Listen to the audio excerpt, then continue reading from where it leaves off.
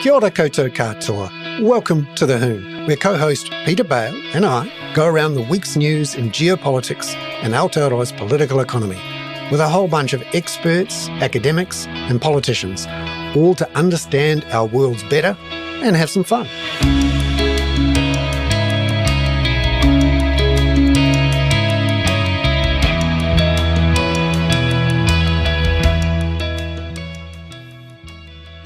Kia ora and welcome into The Hoon. I'm Bernard Hickey and with me Peter Bale, our co-host. Peter, lovely Bernard, to you're see at and hear you. I recognise that you're in my sitting room again. Now, we've got to get you a better backdrop next time you come, but we're doing just-in-time, Bernard, today, I think, right? Just-in-time deliveries, right. the great Toyota approach.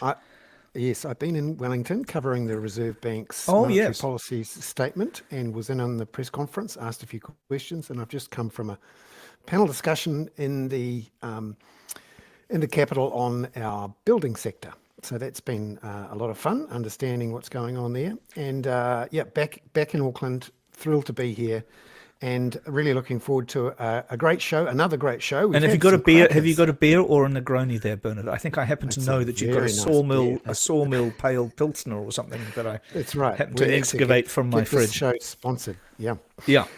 Thank you very much. It's lovely to be here, and we've got a great show this week, and one of many. We'll be talking more about the crisis that's actually going on in the construction sector. We'll be talking about the dramas in Gaza and in the rest of the world, and of course catching up on the latest with the news in politics and the economy and everything. A cracking show. Well, I hope so. Let's hope the cracks in the show don't show up too much. Hey, shall we talk a little bit about media? I mean, we talk a little bit about media. You and I'll do our usual talking bollocks before everybody else comes. We'll talk about climate with Catherine. I'll try not to interrupt her, and I will also try, when we get to international affairs, not to ask the longest question in the world. Which, when I went back and listened to Simon's edit of talking to Sanjana last week, I asked him probably the longest, most elliptical question that I've ever heard. Yeah, I heard a few of those at the press conference. God, you mean? But were they elliptical, or were they statements addressed as questions, which is very often common. You get like three questions in one, and usually you get an answer to the first one, and then the person you're asking the question says, "Now, what was the second question again?" Yeah, and that's how we. The trouble is that, of course, gets them the opportunity to avoid the question as well, or evade the question. But like we've discussed before. I think when I was a child, I was working in the Beehive or in the lobby, or in the gallery rather, it's always called here. And I used to, really be incredibly aggressive with my questioning of Rob Muldoon and David Longy and others, and I was the thinking woman's Barry Soper in those days. Good luck with that. Did Rob Muldoon, kick you in the nuts or something? I think he battered me away like a fly, especially that night. I mean, that night when he was pissed on the Beehive bridge and called the election. Night? Yes, of course I was. Oh, yeah. You should have been on Juggernaut. My mother had let me out. Oh my goodness, you were there in one of the great moments of New Zealand political history. I know I was. Yeah. No, I absolutely was. I am sort of a Zelig journalist sometimes because, there are certain times when I think, Jesus Christ, was I really there? That's ridiculous. Anyway, There's some very interesting stories. So this news broken this afternoon that Laura Maxwell, the Chief Executive Officer of Stuff, has quit to join News Corp in Australia this week. And Sinead Boucher News will Corp be in Australia. Yeah. And Sinead will become the chief executive again, having been she still is, of course, the owner and publisher of Stuff. NZME is revising its limits for advocacy advertising, having published what I'm actually going to say disinformation from the Hobson's Choice on its wraparound. I mean, there's quite a different thing from running Hobson's Choice to running the usual Harvey Norman things, which, as you've often said, have saved the newspaper industry in the last 5 years. And I do recognise that there's what I keep expecting Harvey Norman to win the Qantas Awards. Yeah, well, the actual journalist Harvey Norman. Yeah, I do notice also, Bernard, or feel that there is a difference between, and I know the Council of Trade Unions ran some Herald wrappers and so on back in the election time. There's a difference between election time and stepping into something quite as critical as what the Hobson's Pledge. Also, what interests me was how much money Hobson's Pledge must have to sit behind there and spend perhaps $500,000 on a Herald takeover. It might not be that expensive. I mean, I think it's more like the sort of $30,000 or $40,000 range. Really? Jesus. Yeah, they're real cheap. Because there's only 12 people still getting the paper, you mean? Yeah, and this is the thing about these wraparounds. They were a desperate measure from newspapers during the pandemic. And there's a great story, actually. A Harvey Norman regional marketing guy in central New South Wales apparently managed to convince a local paper to do it in the middle of the lockdowns because it was real cheap. And then it spread like wildfire through Australia and New Zealand. Yeah, no, everybody wondered. It ended up saving the industry. Yeah. But I wonder what has gone on there. Is it like, the wraparound happened and then the news editors picked up the paper in the morning and went, what the... I think that's almost exactly. I haven't talked. I mean, I do have my sources there. I haven't talked exactly to them yet, but the fact that they're revising, I thought it was rather. There was a rather arrogant thing from the NZME's advertising department saying, we have a Chinese wall between us and editorial, and I thought, I'll bet you don't. If there isn't somebody sensible enough to notify the editor in chief that they are going to put something controversial up. Then, I mean, it was clearly labelled as an advertisement. But there's a very good thing come out this week, which a whole bunch of academics have pointed out how much misinformation and disinformation was in there. And I do think this is deliberate. I mean, Don Brash is not a stupid person at all. And we'll talk about how this is feeding into the debate. Yeah, it's quite effective advertising, because by buying a full page ad or something like this, not only do you get the coverage in the ad, but then you get the coverage for free with all the drama for the controversy of covering it. That's right. Yeah, that's absolutely. No, they've got huge unearned income, unearned. What do you call it? Unearned media from this. One of the things in this, Bernard, as well, I was just reminding myself of was, of course, the Herald declined advertising from a group that wanted to talk about trans questions. I think particularly from memory, from the point of view of women, that there's only one sex of women, as it were, two sexes, but one of them which is women, and the Herald declined that because it was too controversial. And I think the Herald's NZME should really look at this. It's not rocket science, but it's actually really important to be transparent, of course. Yes, and we have to try and get a handle on this, because increasingly news media are finding themselves where the only advertisers they're getting are political advertisers. So yes. You've been working in the States, where the whole business of spending billions of dollars of political money on ad campaigns with local TV newspapers and radio stations means that often it's only the political ads in between the programs and in the newspapers. And And Bernard, you wanted to talk just so that we give people a run up of what's coming. So we've got Catherine in a minute. She's already there because she was doing the Bernard just in case, coming on a tiny bit early.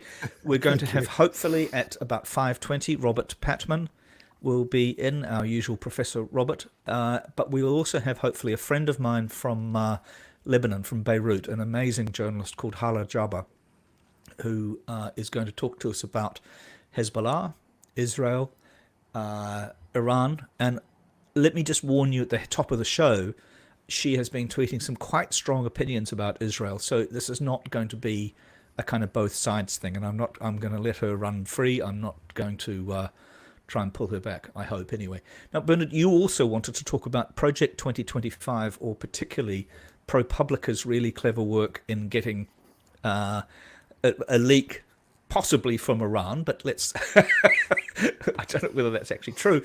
But Project 25 is this we've talked about it briefly before, because Jonathan Swan from the New York Times really uncovered it as it was emerging and has done for probably 2 years the best work on it.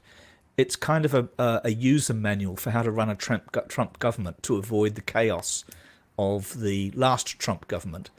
But it's pretty bloody scary, and I suspect, and I don't want to be a conspirator here, but I'm going to have to dig it up, that the Atlas network is deeply interconnected, and there are some very weird things that are not completely unrelated to New Zealand, including a proposal inside the Project 2025 policy to weaken the testing of baby formula, which, of course, as you know, Christopher Luxon announced last week here, or change it. I mean, there's some interesting stuff in there.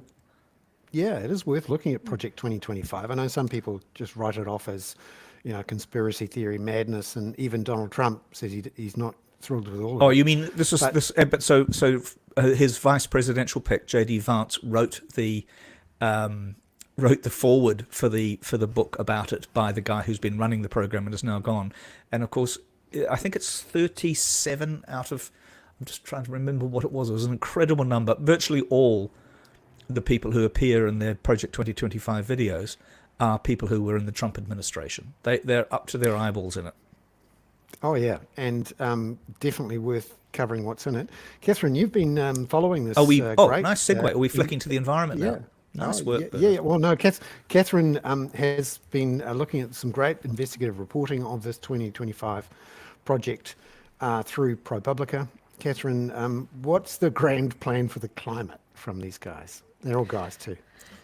Yeah, so what ProPublica had was these training videos that they got released that cover that first 180 days of the transition. And that part of the plan so far they've managed to keep under wraps. So they've got that other kind of like 900-page detailed plans of what they were going to do. But the first 180-day playbook they had kept under wraps. And so ProPublica has got their hands on these training videos. And they're proving quite interesting. And there's there's some quite big implications for climate issues within that.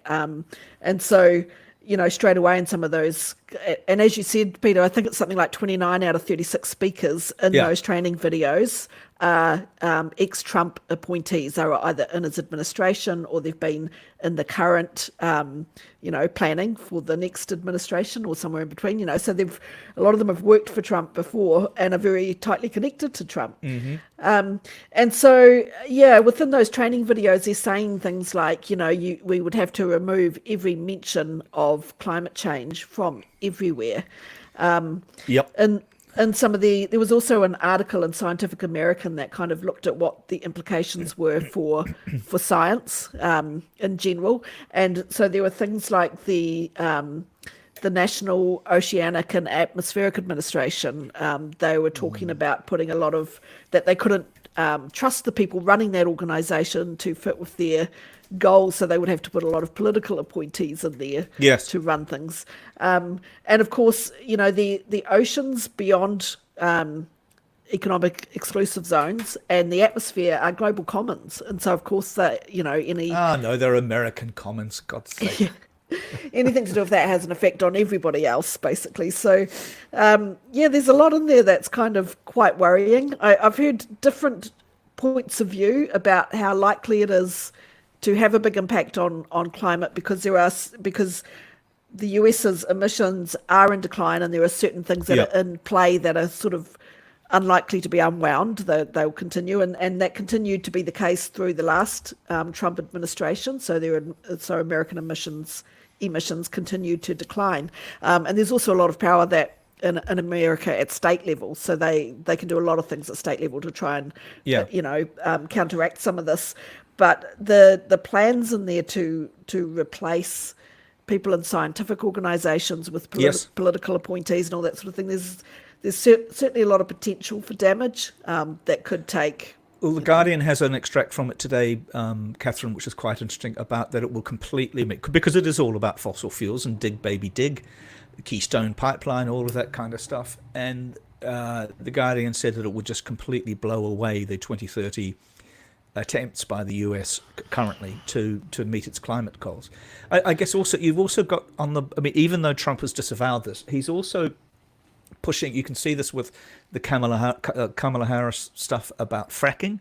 He's saying she's against fracking. She said, because she was, he says, frack away, as it were. And he's also pushing the great, they want to take away your hamburgers and steaks contention, which actually has a good impact on New Zealand in a sense, if you think about it. I mean, it's what Bernard talks about is the sort of global shifts in meat and where it comes from and how it's grown and all of that. Yeah, I mean, the US, I should say, definitely has an impact on the overall commitment by other countries. Like if everybody's looking at the US and saying, well, they're not doing anything, so we're going to tie-ho for a while, and we're not going to do anything that might risk our economies if the US is not going to do anything that was, so it definitely has an impact. It makes it more difficult.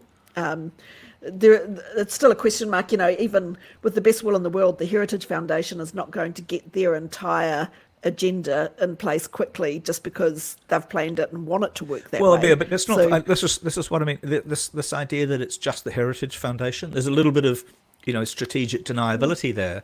But if you remember the people behind all of this, Peter Navarro, the guy who went to jail because he refused to give evidence against Trump, Steve Bannon, they all want this kind of they don't want the chaos, they want the efficiency.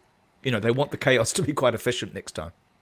Yeah, you'd have to assume that they're gonna be a lot quicker to move for in a second administration than they were the first time round. So they will. You'd have to assume that that's going to be the case, and definitely having a grand master plan can't hurt that aim. And Catherine, it's not strictly speaking climate, but I was wondering, I think perhaps we should expand on this next week. I mean, some of the people who are coming on our live chat at the moment may have missed the top of the show, but there are some odd connections in the language, possibly even in the organization of these things, because these policies, these views do tend to proliferate around the world. I mean, one is tobacco, and we've got this weird situation where this person, Casey Costello, is pushing the use of nicotine little pouches that you stick in your mouth, which of course addict you to nicotine. And lo and behold, Philip Morris has 70%, I think it is, of the US nicotine pouch market, and New Zealand First has connections, it would appear, to Philip Morris. You've got also this change in the baby milk. There's a lot in there that is Indigenous rights is in there too. It's kind of there's some parallels without getting too paranoid. And New Zealand has quite close connections to this Atlas network, which has been enmeshed in the super PACs that have grown up over the years in the United States. And Jordan Williams, the head of the Taxpayers Union here, has held roles in the Atlas network as well. So it's and Alan Gibbs, is it Alan Gibbs' daughter who is who actually runs the Atlas network? Is that right? That's right. And I don't mean to look. Let's just be clear. There are things like this on the left as well. There are ideas get circulated. The mad right wingers at the moment are all going for the World Economic Forum and saying we're not going to become part of the World WEF globalist thing. So we don't want to say necessarily that the Atlas net, but these are ideas that are heavily promoted from people like the Koch brothers into organizations like Atlas, and then they do circulate fast. That's right, and it shows that in large part our democracies, particularly the big ones, the old ones, the ones that we're supposed to look up to, have been captured. And if you were taking a purely climate lens on New Zealand's foreign policy, and you were saying what is the best thing for the climate if we were to ally with one side or the other in this global contest between China and the United States. Mm-hmm. And China is actually doing remarkable things to reduce its emissions. Yeah, absolutely. More than 50% of its vehicles this year are now electric vehicles. They are crunching down on growth in their economy to shift to renewable. The amount of renewable spent, the amount of cheap panels, cheap batteries. Jesus Christ, you've done this China, 3 times now, Bernard. The last 3 Hoons you've talked about this.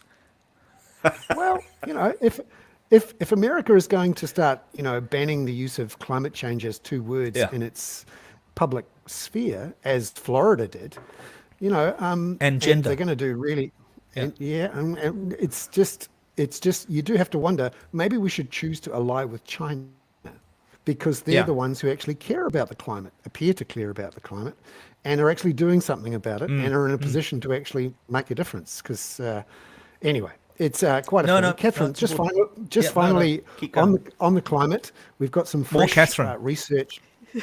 Okay, we've got some fresh research on tipping points. Now, this is very topical and important, because we are at a point now where we're going to surpass 1.5 degrees above pre-industrial levels, and that is seen as the area where we start to get into some hot water, so to speak, where we could trigger the tipping points. Could you tell us what's come out on the tipping points? Yeah, absolutely, and that's exactly the point made by the first article in Nature journal that I was talking about. So they're basically saying that we're now looking at a situation where we're likely to go past 1.5 degrees, and that will have we'd start to risk a lot more in terms of tipping points, and there's a lot that we still don't understand about them. So we need to do a whole lot more studying of them. And so that first paper is starting to do some modelling. Outside of the standard models, they're using models that are capable of working with a lot more uncertainty and combining some of the different tipping risks together. So they were looking at the risks of tipping by 2300, by the year 2300, and if we were to go past 1.5 degrees, those risks start to accelerate very quickly. And even if you bring it back, so if you overshoot and then bring it back under 1.5 degrees by 2100, that helps, but the risks are still sort of escalate very, very quickly. But one of the big tipping points that we worry about, or one of the potentially earliest ones, of course, is the AMOC, the Atlantic Meridional Overturning System. And there's a new paper. It hasn't been peer reviewed or published yet, so it's still, so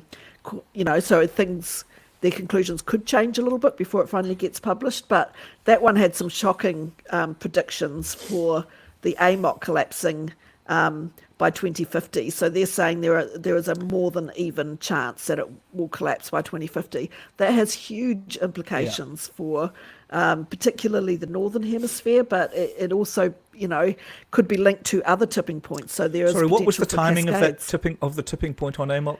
Pre-2050. So it could be, at the moment, they're kind of looking at it could be anywhere between 15 years from now and 300 years from now. But this latest study, what they're saying, and again, I'll say it hasn't been peer-reviewed yet or published, but they're saying there are more than even chances that it could be before 2050.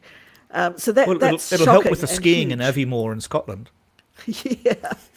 Yeah. Well, you would have Arctic ice within 100 years would be reaching down to the UK, on the basis of that. But it also means that Labour government, God, heat moving from the southern hemisphere up to the north would be interrupted, so it would be a bit warmer in our part of the globe in the southern hemisphere. Right. So and that's if anyone could find anything to eat. Catherine, we're moving to a different hotspot now, if that's all right. This is my segue. So we have, as usual, the lovely Robert Patman, who's drinking his gin out of a slightly pretentious One News bottle, and we have an old friend of mine, Hala Jaba, on from Beirut.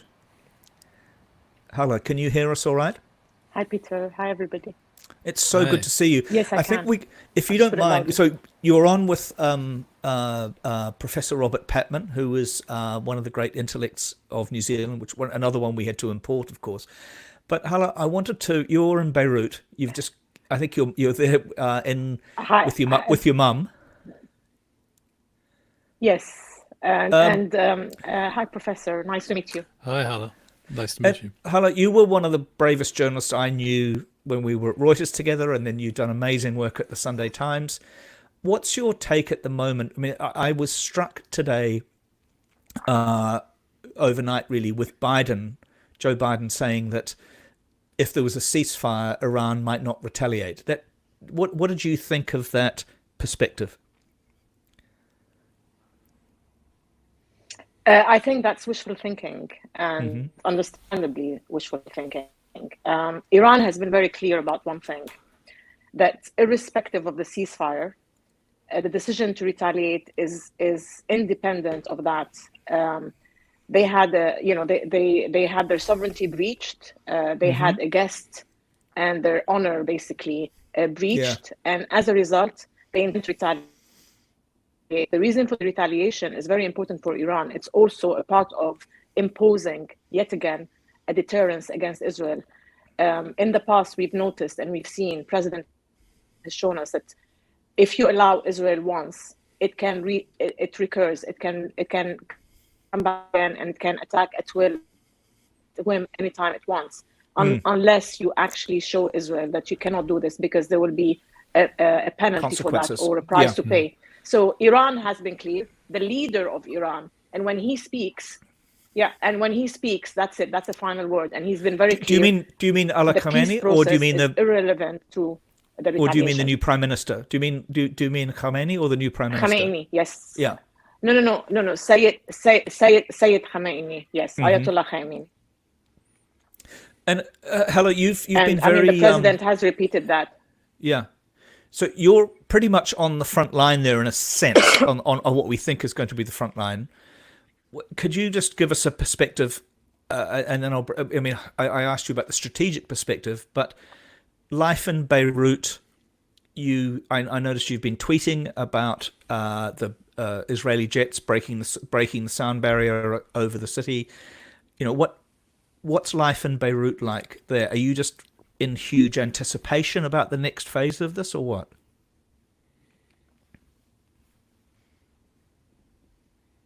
Look, there's no doubt it's on everyone's mind. And Beirut, when you go out, it feels like it's normal. But if you know it, it's not normal. Let me explain. For example, going from A to B to C in Beirut usually takes a certain period of time because of traffic jams. We've got an overcrowd of cars in this country. But nowadays you go from A to B to C, much less time. Streets are emptier from cars. A lot of the people in Beirut have moved or have gone to areas in the mountain, to the north, to the east, in order to avoid being here in case something happens. But there's still quite a lot that are in Beirut. And for example, yesterday evening, I went out with my brother to his favorite place. Life was, yes, it's not as packed as you would expect it to be in the summertime, but it's still going. People are still going to the beach. People are still going out to restaurants. But you do detect that the numbers are lesser than I was here this time last year. You could hardly move if that's a comparison.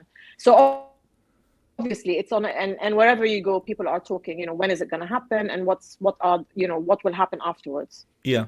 Hala, has the Israeli attack on the to kill the senior Hezbollah person right in the southern suburbs of Beirut, has that changed the calculus for where people in Lebanon, people in Beirut think this struggle is going to be fought?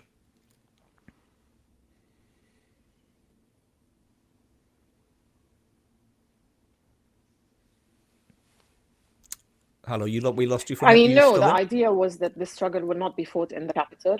Yeah. Yes, it looks like I'm reconnecting. Yes. No, carry on. Sorry, Beirut. It's all good. It's a good thing we still have internet going. I was just saying that, everyone was hoping that the capital, will not be part of the equation. The fact that Israel breached that and hit the capital, the southern suburbs, which is in the capital of Beirut, indicates that perhaps, they will do that. In 2006, they literally pulverized it. Literally, the whole. It's not a small area. I was here, if you remember, Steve, of course, Peter. I think you did the last interview with him. It's Hala's former husband. And we covered the southern. We covered the southern suburbs. We went there. Every building to speak of was literally on the ground. And if not so massively damaged. So this is not something Beirut wants to see, and not something anybody wants to, or Lebanon for that matter. However, with Israel, we've learned never to take anything for granted and never to take any word they say as word of Bible. They do tend to change. They do tend to do other than do something else than what they say. So we don't know. I mean, we know the South will be hit, but if Hezbollah has been trying for 10 months, I mean, just quickly, if I may, yes, has please. been trying to show that this is a war going on between two sides. However, from Hezbollah's part, it's been trying to contain it purely militarily. In other words, for 10 months, Hezbollah has literally been hitting at military installations along the border, or even when it goes deeper than the border. It has avoided civilian areas, civilian targets, and usually in wars, hitting a civilian building or civilian target is much easier than pinpointing other things. So the idea is, it's trying to say that we're going to have this war, but we're trying to contain it within in war definition, military to military, and avoid civilian casualties. But Hala, just to be Israel seems to have other ideas. Yeah, I said this at the very beginning that you were going to say probably some quite strong things, but that Druze, the attack, whether accidental, on the kids in the Druze village, just shows that civilians are vulnerable, right? No, hold on, Peter. Yes, I will, because I will not only speak my mind, but I will, of course, speak from readings and my analysis and my understanding. So, like I said, the area where the 12 children were killed is actually an occupied Syrian territory. Yes. The people in that area are Syrian nationals. They're not Israelis. Okay, some of them have taken it, but mostly are Syrians. Yep. That area, as far as Hezbollah is concerned, is part of the areas of the allies. Okay, there is there's no reason for it to attack. Now, Israel says that Hezbollah attacked. Hezbollah says, actually, we didn't, but it could be one of the interceptors that dropped. We've seen other interceptors malfunction, right? And Israel jumped on it, refused to have independent investigators to come in and determine.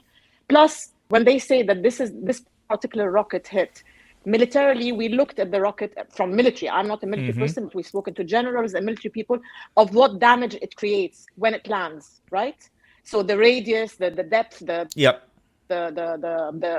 damage around, none of this was particular to that particular rocket. On the contrary, it was more in tune with if it was an interceptor that had malfunctioned. Yeah. But we don't know at the moment, so Israel for sure.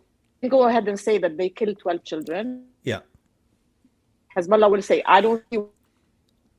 I would, but no one knows. But they lie a lot, and they and sorry, why would I take their word against ours? Ours have who's ours? Proven to be the more correct. So there. Hala, let me bring in Robert, please. I mean, I'm speaking now as a Lebanese, right? So when I say ours, I mean as a Lebanese, I'm looking at this side that has been more honest in what they're doing than the Israeli side. Fair enough. Thank you so much. Now, let me bring in Rob. Stay on, of course, Hala, but because you have a strategic perspective. But Robert has a kind of lofty academic yet entirely sort of pragmatic view of this. I'm sure. Robert, Hala said that she thought that the Biden comment about Iran responding to a ceasefire was wishful thinking, but also it seems that Prime Minister Netanyahu is still bullshitting Biden, as Mr. Biden said, President Biden said. I absolutely agree with Hala. I mean, I think for two reasons. Firstly, the Americans can stop this. They can send a very clear message to Israel if they really want a ceasefire. And that is, they will actually cut off arms support. As Nancy Pelosi has suggested the Biden administration should seriously consider. I mean, this is a ridiculous situation. We have the administration officials, including their representative to the UN, expressing deep concern about civilian casualties in Gaza with, the massacre at the school this week. And then within 24 hours, Mr. Blinken's announcing a new $20 billion arms deal for Israel. So, you can't have it both ways. If the United States wants a ceasefire, and of course Iran knows this, Iran knows, and everyone knows, that the United States has tremendous leverage in this situation. And simply saying, if we can put a ceasefire together while we continue to provide the means to you to break it or to defy it, we may be able to head off Iranian retaliation. So, I mean, the second point, which Hal has made, which I think is a strong one, is basically Iran was the victim of international law being severely breached in the Israeli attack. And, the thing that's disappointed me enormously, and I get a sense in Washington that Washington doesn't realize the extent to which this crisis is really damaging the United States globally. And I suppose that is one of the problems when you're very powerful. It's sometimes you get the message last when you're doing something that's not working in your interests. But unfortunately, as we've said before, many of America's key allies are being very reticent, and they're not saying to the United States, think again about unconditional support for the Netanyahu government. Robert, let me ask Hala about that. I mean, Hala, you're an incredibly experienced journalist. We worked together at Reuters. You've been at the Sunday Times. You're an expert on strategic things, but also things really up close. This point that Robert makes about the reputation of the United States, because I actually think, for example, that Biden has pulled off a couple of if he were to pull off a ceasefire and Iran didn't retaliate, that would be his second foreign policy triumph in a week or 2 weeks after the Russian prisoner exchange. What's your perspective on the US, on the sense of the US in the region? There's no doubt what Robert said. There's no doubt about what Robert said, that it has lost. It has lost two things: reputation. I mean, we've always known in the Middle East that it's not to be trusted, and in effect, the U.S. has Israel's interest at heart more than anyone else in the Middle East. So whatever it says about, we would look. This week they went on this frenzy. Okay, the 5 leaders issue a statement. 5 leaders of the world issue a statement, including UK, France, Germany, Italy, and the US. And they're all talking suddenly about the escalation, the danger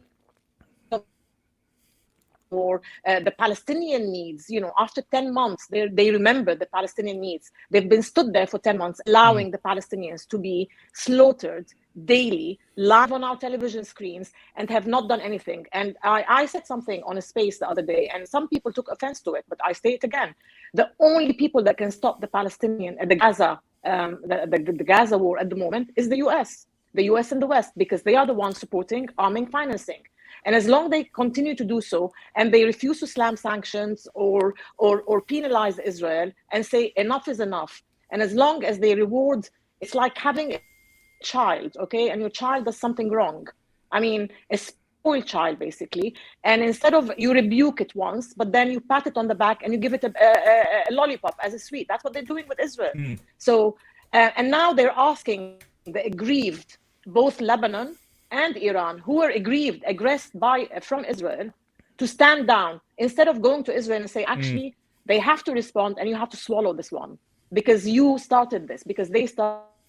Well, we had wait one second, of course. Yeah.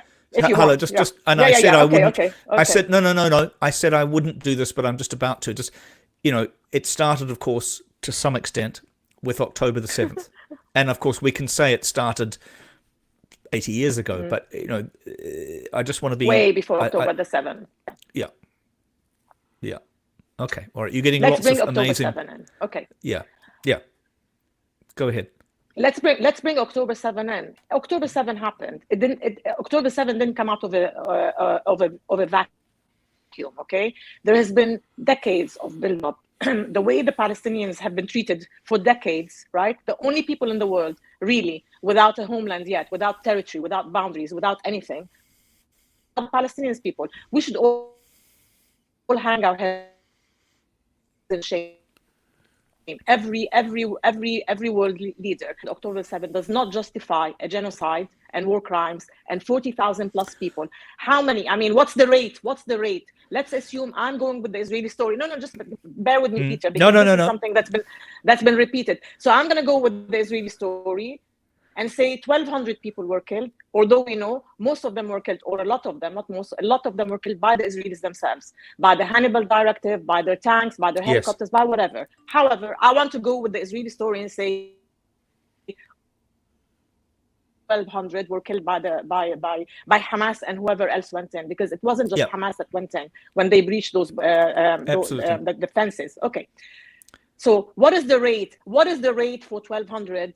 What is the rate for 1,200 in Palestinians? What is the exchange rate? How many Palestinians do we kill for each Israeli? When does it end?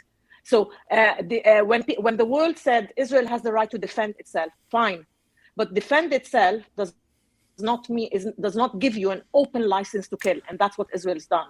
And the world stood by and watched it and allowed it. Yeah. And now they're coming and saying we don't want. Listen, Peter. Final word. No. I'm not meaning to war interrupt in the you. region, or they're afraid that I'll tell you. No. I'm just saying that it's not that they don't want. Suddenly, they don't want war in the region, and they're afraid. They want to protect Israel. They're worried about Israel. That's the whole point. They're still worried about Israel. Israel's interest, not ours. Yes. Me, I'm a Lebanese. This is my country. If they bring it down, we are in economical dire strike. We have huge political problems in the country.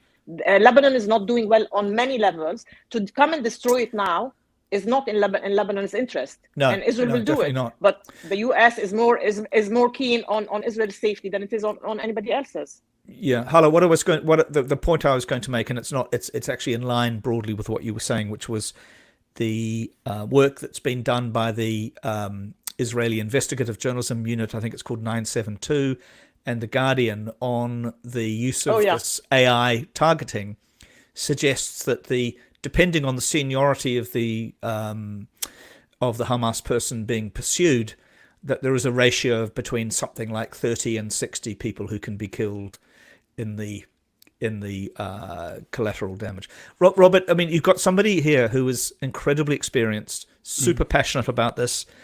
Is sitting. I know Hala's mum is not terribly well, and I assume Hala's looking after her. Robert, what do you think about this perspective that you're getting in this kind of slightly, rawish way, in a sense? I think it needs to be articulated, and I'm delighted that Hala's articulating it, because young people in most of the liberal democracies share the points that have been made by Hala. There's a real disconnect between many governments in the world and the way they've reacted. I got the strong feeling in this country that many New Zealanders are disappointed that a country like New Zealand, which critically depends on the rule of law internationally, has not been saying to the United States, your unconditional support for Netanyahu is inconsistent with respect for humanitarian law and international law generally. And you can't have it both ways. You can't say you want AUKUS in the Indo-Pacific to uphold the rule of international law and then ignore it in Gaza. And so this is one of the biggest puzzles, and I'd be very interested in Hala's perspective on this. To me, is that the United States is supporting Israel when Israel is pursuing. In fact, it's generously arming Israel. When Israel is actually acting in a way which is contrary to US diplomatic objective. The US has repeatedly said it wants a two-state solution, but it's arming a government which says it does not want a two-state solution. This is the Netanyahu government. Mr. Netanyahu has dedicated his career to preventing a two-state solution. And what's puzzling about this is that there are few historical precedents where a country has given arms for purposes which it doesn't agree with. And the other thing to keep in mind here is that the United States, in a sense, has not acted like a superpower. It's acted, as a close ally of a much smaller country, which is prepared to compromise its own interests in order to service those of the Netanyahu government, which is very strange, because when you think about it, what has the United States gained by its unconditional support for Netanyahu in its massive and disproportionate retaliation in Gaza. Well, it hasn't gained a lot internationally in terms of its reputation and its respect. America will not be in a position to lecture other countries about adhering to international law after this episode. Secondly, Robert, let's let. Sorry, okay, just do the second one. No, just because I want to make sure, because we have somebody else coming in on the next section of the show. No, forgive me. I just want to make sure Hala does it, because you said I want to hear Hala's perspective on that. I do. I was going to talk to Hala about, and you, about genocide, but we don't have time, because we always have time to talk about genocide, because this, it's an obscenity, and I think we might actually try and do this again if Hala's up to it. Hala, would you respond to Robert's points, please? Yes, one of the things Robert is saying is what we're saying, that the US is arming Israel knowingly that these bombs, these 2,000 weight bombs that are being dropped in Gaza. Did you guys see yesterday the picture of the little boy? Yes. Who was cut in half, and part of his body was hanging on a tree, and his legs the body was cut in half. A 2-year-old or 1-year-old. Please, which country, which leader in the world has the right after this to look us in the eye, anyone in the eye, and tell us, that they are, they are abiding by international laws? Which country then? And then in the same breath they say, oh, we've beefed up the region with 40,000 troops, right? We've sent naval, air force, and I don't know what, and we don't want war in the region. So what are they doing here if not encouraging Netanyahu to carry on with this, supplying him with the brutal, murderous machines and weapons to kill more Palestinians instead of putting an end to it?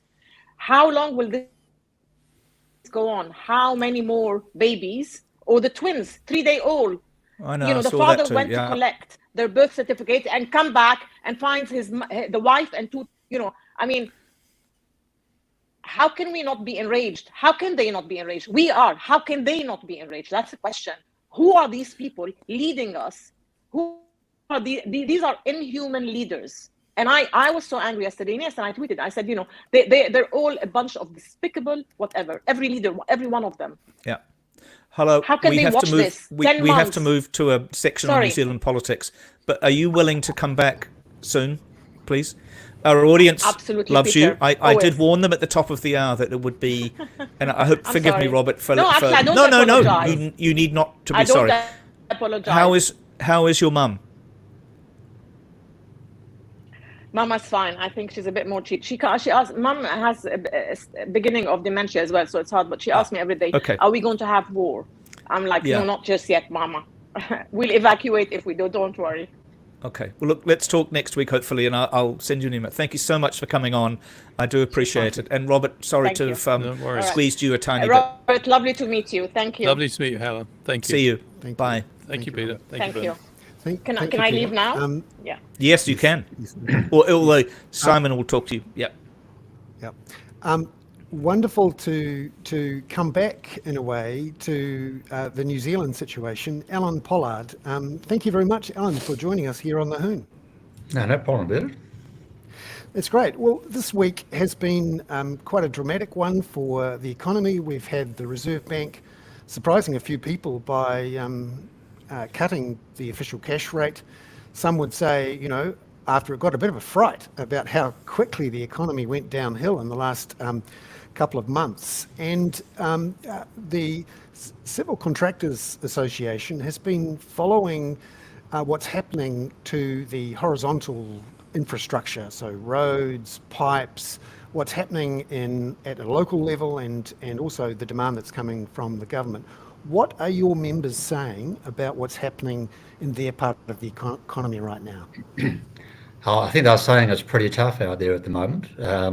We have this strange situation where there's a mountain of infrastructure work that the country needs and is coming, and the current government has a really good medium to long-term vision. They are the government of infrastructure, as they describe themselves. But since the election, everything has stopped, effectively. When I say everything, it's slowed down dramatically. And I think there's a couple of reasons for that. One is that the whole economy is facing challenges with inflation and cost escalation, all those sort of things, and we're not immune from that. We kind of have a political issue as well, in that the government campaign on changing a number of things that the previous government had. Three Waters is the classic example of that. But it's taken quite a long time to get some sense of vision about what that's going to look like going forward. And in the meantime, councils have stopped spending because they're not sure what impact that's going to have on their balance sheets. So you've just put out a survey too, which showed the volume of work that your members are seeing, and also their confidence levels about pipelines. Why is it so important to have pipelines of work for those in this sector?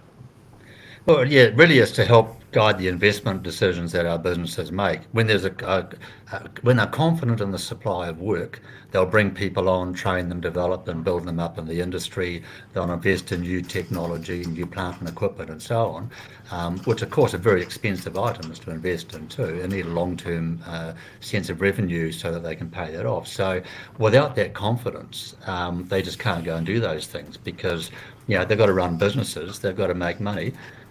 Right now, unfortunately, our businesses largely are downsizing, downscaling, putting off staff and parking up equipment because they don't have that confidence going forward.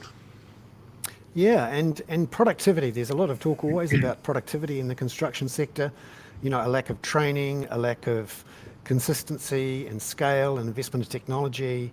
How does this sort of freezing of work in the industry, I call it a state of suspended animation. We all know it needs to be done, but it's just not going anywhere. It's like the Wile E. Coyote. He's gone off the edge of the cliff, and he's still spinning, but he's about to drop. So how much of a problem is this stop start if you're trying to build productivity? Oh, it's a real problem because obviously you gear yourself up for a constant flow of work. As I said earlier, you can train people, which means they become far more productive on the job. You bring in new technology, which means it's more productivity gained through the use of that technology. But when you have peaks and troughs, you simply can't make that investment. Productivity is not only just a function of that, of course, though, too. It's also a function of how projects are procured. And I think there are some challenges in the procurement process in New Zealand at the moment, and that doesn't lead to good productivity decisions being made. So there's a lot of reasons why, particularly in civil, the productivity is lagging behind some of the other parts of construction. Yeah, and just looking at what the government did, we know they came in on and were elected on a promise to repeal Three Waters. They were elected on a promise to reduce the intensity of government spending, to try to reduce government debt, reduce the size of surpluses, try to control inflation. And very quickly they came in and essentially froze decision-making on transport, on building of schools, on kāinga ora, building new homes, and also, as we hear today, have frozen decisions and are looking to scale back spending on hospitals. What do you think of that approach? Because yes, they were elected on plans to change legislation, but in the process they seem to have sort of frozen everything, frozen the bathwater, and then thrown it out, and there's a baby in that frozen bathwater. Yeah, oh, definitely. And look, I wouldn't want to be a politician right now, to be frank, because there's no doubt that they've inherited some real challenges from the previous administration. So the cupboard's pretty bare. Infrastructure needs a lot of investment. Although having said that, of course, they campaigned on the basis of alternative funding mechanisms, and that hasn't gone too fast at the moment.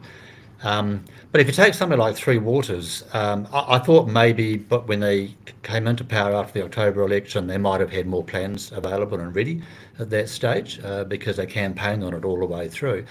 But now, what we've now got is Three Waters announced last week, of course, as you know. It's around CCOs and trusts overseeing it, so councils coalescing, and around increasing the cap that they can increase their debt to 500% of the operating revenue. But they were going to allow 12 months for councils either to put those institutions together, and then another 6 months to have their water plans submitted for approval. So we're talking 18 months away. And right now I've got contractors sitting with nothing to do. So what are those people doing who've just... I'll see you later. Thank you. It's just my co-host Peter Bale heading off. But just for those people, who are having to lay off staff, shut down businesses, where are those staff going? Because it's quite a tight industry. Once you've trained as a steamroller driver, I don't think they're called steamrollers anymore. But heavy machine operator. Yeah. Once you can't I'm going to go and fly planes now. It's quite tight. So what do those people do? Well, yeah, and a large number have gone overseas now, gone offshore. If you look at Australia, they've got a very well-defined infrastructure program in place. They've got the Olympics coming up, I think it's 2029 or 28, and there's a pipeline of work available for that. So Queensland in particular is very busy. So there's some good opportunities sitting offshore. It's not always the lucky country, of course, but certainly it's the destination they go to. So some are going there. Others, unfortunately, you often have the last in, first out policy, and it tends to be our younger, less qualified people that pay the price for that, because when you're struggling to make money, you've got to have the most productive resources available to do the work. You can't afford to train or whatever at that stage. So unfortunately, they either end up in another job somewhere, or unfortunately end up unemployed. So what advice would you? Yeah. So what advice would you give to the Prime Minister, Chris Bishop, Simeon Brown, who are involved, ministers of transport, housing, infrastructure, energy, and the Prime Minister, who currently is actually in Sydney today, learning about infrastructure? He said. So what would you say to him about what could have been done differently to make it less disruptive? Yeah, I'd say, firstly, I would say the medium to long-term vision is exceptionally good, and we strongly support it, and we would be busy for decades to come if it comes to fruition. I think the advice would be, think of the now. If we don't stimulate some activity now in the next few months, then by the time those other projects come on stream, there won't be enough people to do them, and there won't be enough equipment to do it. So look, to their credit, they've announced in the budget what they've called the pothole fund. I don't like that term, but it's called the pothole fund. So there's $3 billion, which could be allocated now. None of that has been allocated yet. And now with water, I thought actually we might have an opportunity to stimulate some water investment, but 18 months down the track's a pretty dire outlook. We also indicated to government there's some other things they could be doing. For example, for our surplus staff, those that we can't keep fully utilised, how about the government helps us invest in training and development? So we keep them on the payroll. They go through a year's worth of development, and by the time the other projects come to market, we've got a highly skilled, highly capable workforce ready and able to go. And none of that's happened yet, I have to say. We've also talked about removing some of the consenting problems, because we know there are some projects that have been committed that are stuck in the consenting process. So make consenting easier. They did it through the cyclones. They managed to speed up consenting. And then the other one is just try and improve procurement. Procurement is a very difficult process in government, and it needs a lot of work. I know it's under review now, but it's not a very efficient process, and it doesn't encourage productivity and productive outcomes. Just stepping back, we've had a change of government and quite a dislocation in the sector. What would you say to both parties, all of Parliament, about, if we're going to solve this $100 billion infrastructure deficit and deal with, what looks like it's going to be solid population growth, what would you say to all of those parties about trying to deal with this issue? Yeah, look, I'd say come together and reach agreement on a 30-year plan. And it doesn't necessarily have to be specific, but let's allocate some funding accordingly. The Infrastructure Commission had a 30-year strategy, which was a really good strategy. And it might be a case of saying, well, look, parties on the left, what are your top 10 or 12 or 15 priorities? Parties on the right, what are they? Let's agree, cross-party, to support all of those.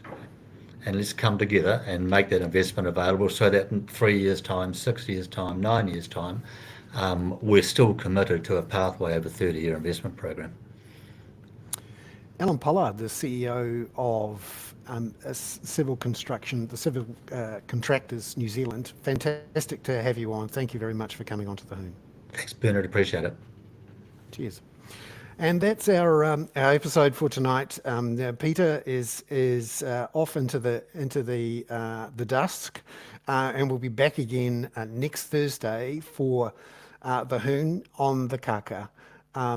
Just a final solo skateboarding dog. One of the most fun things I've seen this week, and I have to say, in some cases, it hasn't been a lot of fun. But to see Liz Truss, the former UK Prime Minister, on a panel in the United States promoting Donald Trump's presidency candidacy, someone managed to hack into a projector and project up behind her on the screen at this panel session in front of an audience a giant picture of a lettuce, which she wasn't very happy about, and she stormed off. I'm Bernard Hickey. That was the Hoon on the Kaka. Ka kite anō.